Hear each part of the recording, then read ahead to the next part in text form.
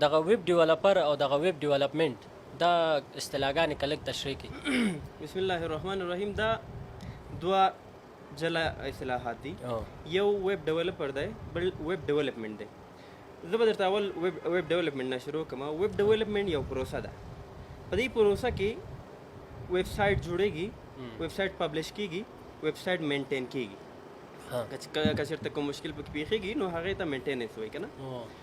نو څوک چې دغه کارونه ترسره کوي، یعنی دغه پروسه مخته وړي له سر نه تر اخره پورې، ده ته ویب ډیولپر وایي. یعنی ویب ډیولپر یو شخص دی، یو هر څوک کیدی شي چې ویب ډیولپر شي.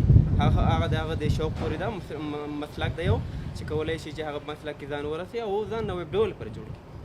او ویب ډیولپمنٹ یو پروسه ده چې له HTML یعنی ساده یو ټول نه شروع کېږي، یو د ډیزایننګ ټول نه شروع کېږي تر ASP نن سبا چې کوم لینګویج راغلي، روبي ورته وایي، پایتھان ورته وایي، PHP دی. همداسې ډیټابیس لپاره نور مختلف موږ پروګرامونه لرو لکه MySQL دی، SQL دی. داسې نور د ډیټابیس د مینټیننس یا جوړولو لپاره موږ دا سافټویر لرو.